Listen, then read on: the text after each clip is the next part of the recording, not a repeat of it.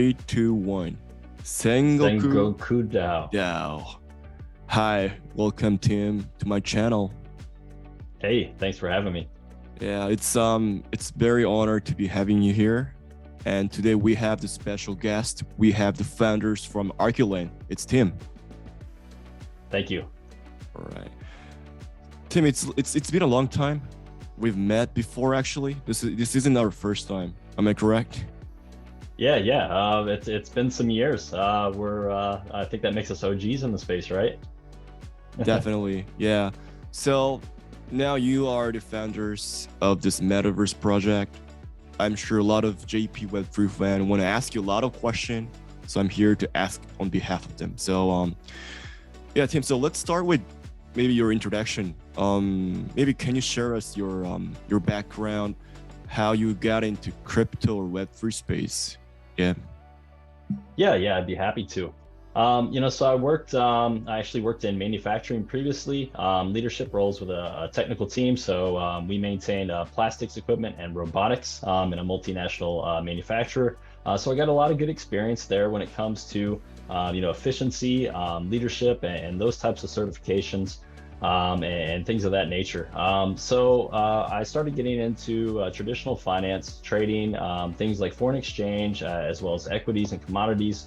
And then a friend of mine, after I was in that for a few years, tipped me off on XRP. He said, man, you got to check this thing out. All the banks are going to start using it. It's kind of like this Bitcoin thing, but, it moves money in seconds. It completely, changes the game. I looked at it, I'm like, man, well, it just shot up like 100%. It was like 2 cents at the time. When I got into it, I took the risk. I trusted this guy. I try to surround myself with people, I could take their advice. It actually paid off. So 45 days later, it went up to 28 cents. And I'm like, wow, this is amazing. Always really been passionate about science, technology, how things work, solving problems, coming up with creative solutions to things. So, reading science and that kind of stuff for fun. And then, as I dove further into the applications for blockchain and crypto, that's when, it kind of, I had that epiphany that this kind of stuff can change the world. This is the next level of anything that you can think of, you can now make happen. And the fact that it involved the community so much and that there was so much opportunity for people to be a part of this rather than just on the other side of the company, not involved at all, just buying the product and service, having no say in it at all, having no benefit if the company does well, turning all that on its head as a more of a community crowdsourced model, that really stuck with me.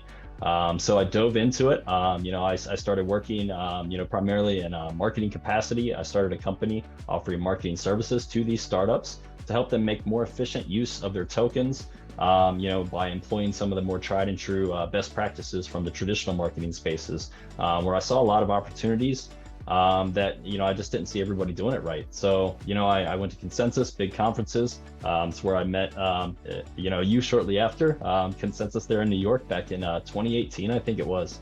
Yeah. I've been in the space full time ever since early 2017. So now going on 5 years. I feel like I've seen it all. But, this kind of space, there's always surprises. So, that's pretty much how I got here. I've been in blockchain full-time capacity working for a little over 5 years now, and this is my first major venture at really starting and leading something myself now that I have these years of experience under my belt. Thanks for sharing that, Tim. So you've been in this industry for like 5 years already, and you were kind of supporting the ecosystem before, but now you're actually the founders of one project. Maybe can you share the viewers, about what's all about, the concept, why you started? Yeah. Can we maybe share the detail, Tim? Yeah. I'd love to. So gaming's always been a really big thing for me. Ever since I was young, always been fascinated with it. And I really love the idea of, finally being able to, earn from it. As the GameFi trend started kicking off and people were actually making money, this was changing the lives of people in some places with what they were able to earn. I found that so fascinating. The unfortunate problem is, as I started looking into this, of course it wasn't very advanced or developed, but I didn't see anybody really taking it, in my opinion, on the right track. So if you look at the leading metaverse platforms, their games are very basic. If you look at a lot of the GameFi games that are out there, I mean, it's graphics and stuff from 20 years ago. So it's not competitive, in the sense that it's a fun game that you like to really enjoy, but it's more like a way of, it's more like work. You do it so you can make money, right? It's not fun. It's not something you would choose to do if you weren't making money. And that's the problem, right? So I have no doubt that this level of quality will come to the space eventually. It takes about 2 to 5 years to build a AAA game. But until then, I just didn't see anybody taking the approach of solving the issues and all the barriers that prevented all the Web3 games from really taking off, and the people from Web2 to enjoy them.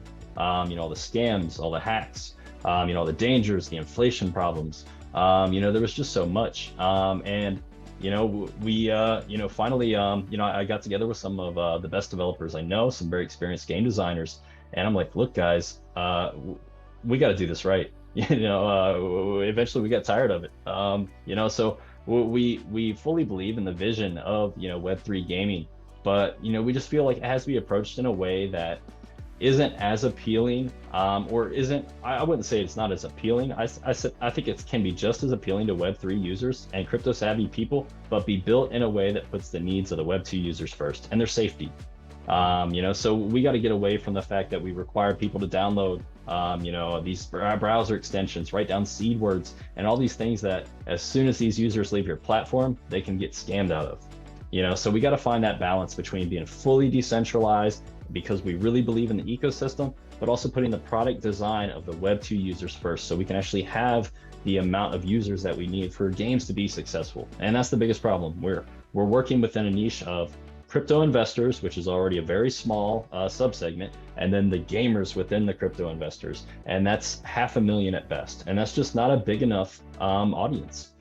We really need to expand from that. So that's what really motivated us and drove us to do it. We feel like metaverse, this new immersive type of internet, is going to be the next phase of the internet. This Web3 stuff, this is how it's going to be. Whether or not anybody has done it right yet, I guess that leaves the opportunity open for us to kind of learn from those mistakes and make sure that we don't make the same ones with our product design. I see. So like, I'm very curious to ask you about this origin of the project. So are you the only founders is there any couple founding members in addition to yourself? Like, maybe can you share us, because there's a lot of Web3 project or metaverse project out there in space. It's like, not only in US, maybe in Singapore, in China, or in Hong Kong. I'm sure you've seen a lot of Web3 founders in metaverse as well. Maybe can you share us the origin and what's special about ArcadeLand to JP Web3 fans out there? Yeah. Yes, yeah, no, I'd be happy to. Really since the earliest days, I head of development, head of game design. We've really put our heads together on this one. They didn't want the labels of co-founders. They wanted to let me keep that one, so I was fine with that. But they've been just as involved from the beginning. Both of these guys have decades of successful game development experience. One had a top 3 grossing game on Google Play. The other one has his own studio, several hit titles. So both of them know and understand what it takes to make a high quality game that's competitive in the Web2 markets. Really, they've been there since the beginning. And ArcadeLand, what makes it special? I would say there's like 3 things. Number one, the fact that we've got fully integrated and fully fledged game titles, not only from the Web3 space, which even Decentraland and Sandbox can't support right now. It's crazy they can't support other tokenized games. In my opinion anyway, that's a huge opportunity. And then as well as the Web2 games. So we have a way of taking games from Steam, any engine or any platform, really these high quality AAA games that you fell in love with, and we can make these play to earn for the very first time with an SDK basically. So very low labor, very quick and easy for developers to integrate and apply our dual token system and make these games play to earn for the first time. They can enable new play modes, they can enable tournaments, they can spit out rewards for every single gameplay based on where the user falls versus the average score of the rest of the users dynamically. So we can take these games that were competitive, they were top of their class, everybody knows their name, they've had tens of thousands or hundreds of thousands of downloads and copies sold, and we can bring them into the play to earn Web3 space. So we solve the issue there of low quality games. While we're waiting for the Web3 games to, build, spend the years that it takes to build these high quality games, we can bring the high quality games, tens of thousands of them, however many there are, immediately into the metaverse. So play to earn is getting high quality games for the very first time, and we're supporting all those developers who have not yet had either the resources or the expertise to venture into Web3. But they can take all their existing titles that may no longer be trending on the Steam store, they may no longer be trending on Google Play, it becomes very expensive to market them, and they can tap into a brand new revenue stream where they reward their users immediately every time they play. So that's one big advantage, I would say. Actually having games that are fun, in the metaverse, I think is huge. Secondly, making it the product design in a way that is accessible to everyone. This is about bringing the benefits of blockchain to everybody in the world as fast as we possibly can. So we have to build this in a way that's designed to be user-friendly for them. It has to be safe for them. We cannot require them to, learn all these things about investing in blockchain if they have no interest in that. All they want to do is play games and they want to earn from it. So we're in terms of what I've seen out there, we are one of the first ones designing this platform that has things like double-sided volatility protection, both on the credit side and the reward side. We're not forcing users to get paid out in a token that can go down 50% in value tomorrow before they ever cash out. The same way on the credit side too. So we've got fiat purchase methods and we've got ways of protecting their gameplay credits rather than forcing them to buy directly into our token at that point in time, but instead delaying that. So when they spend their credits, then we expend tokens throughout the ecosystem. So everyone in the ecosystem still gets their tokens, they get the same benefit, but we protected this user from losing the $50 that they stuck in last week just because the markets go up and down. So it's these types of things in product design I think are very important. Not directing users off platform where they can get scammed. If you lost $1,000, or I think it cost about $1,000 to start Axie at one point in time, the most popular game in Web3, if you lose that $1,000, you'll probably never play again, especially if you don't feel like it was your fault. It's just a dangerous space. And I hate to say that because I love it so much. I've been in it for 5 years. I've been scammed twice myself.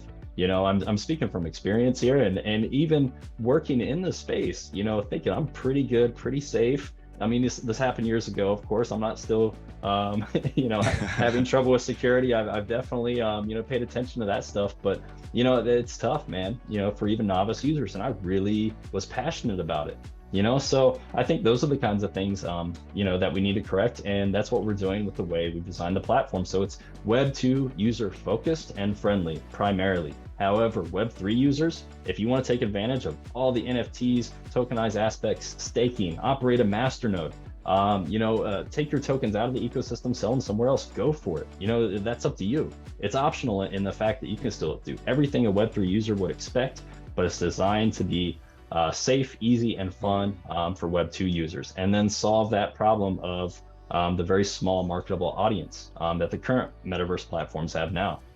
And then third, I would say interoperability. So metaverse, right? Definition of that in the book, it's this universe of connected digital experiences, right? It's being able to travel. We kind of see it as a browser, right? So this is the new way to experience the internet. So rather than looking at a flat screen or a flat website, you enter virtual headquarters or a virtual store, virtual mall, and you can experience these products in a brand new way. You can see other customers patronizing these things or checking out something, and that can draw your attention. What's everybody looking at over there? Do I need to go see it too? And it's having that social immersive aspect of having people being able to interact with your products and your services. So we've really taken an interoperability focus where, say on the Sandbox or some of these competing metaverse platforms, you buy a costume there, you can only ever wear it in the Sandbox. That's it. You can't take it with you anywhere else. It's not compatible. It's not interoperable. So we've used an avatar system called Ready Player Me that is already plugged into 3,000 other games, as well as 9 of the top 20 metaverse platforms. So when we issue cosmetics, say we have a limited edition jacket we give away with our game partners, it's part of a very special prize, or some kind of promotion, we can issue costumes and things, full body costumes, hats, jackets, you name it, with these game IPs, and with these games, make them limited edition. And it's not only usable within our platform, in ArcadeLand and their game, but thousands of others that we haven't even talked to yet. So you have that additional utility. If you're going to spend money on something to look cool in the metaverse, everybody loves to. You can't just walk around with the default stuff, right? You actually have that additional value if you can take it somewhere else.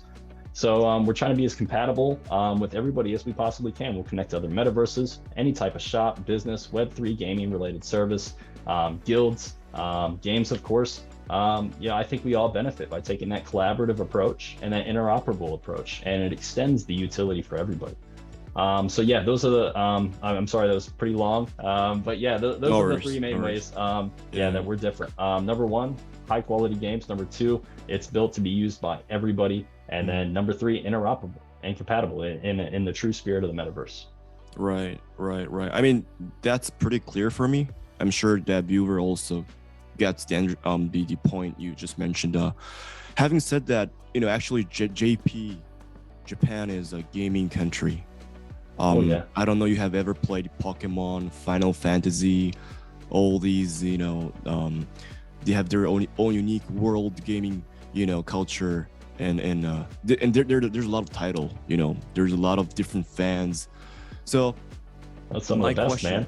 Legendary. Yeah. Thank you. Yeah. So my question will be very simple to you, Tim. So who can join, right? Who can join to this community, ArcadeLand? Is there any limitation? Country? Who can join? That's my simple question to you. Yeah. Everybody, come one, come all. Please bring everybody. Tell all your friends. So right now, our communities are pretty much set up to be a little more Web3 oriented, some of the more grassroots guys that help things get going, with token generation, land sales, etc. Beyond that, at post our land sale and token generation event, we're going to expand and become a little more Web2 user friendly and focused and get on some of the more mainstream social media. But yeah, I mean, really, we're designing this for everybody, man. We want to bring the power and the benefits and the great games of play to earn to everybody that we possibly can around the world. Really, I would say the only segment of users that we will not market to, just for ethical reasons, would be those who aren't adults, right? Because there are a lot of monetary aspects in this ecosystem, and there's just that's a level of risk that I think you need to be an adult to do and not be spending your parents' money necessarily. So Roblox, those guys really heavily market to kids and they have a lot of the same aspects. We just don't think that's really ethical. But there's 2.5 billion 18 and over gamers worldwide that can take advantage of this platform, and understand the risks when it comes to NFTs and things like that. We'll do our best to make it safe and easy and very clear for them. But yeah, I would say everybody, man. We're happy to bring anybody on board. That's good to hear, Tim. Yeah, so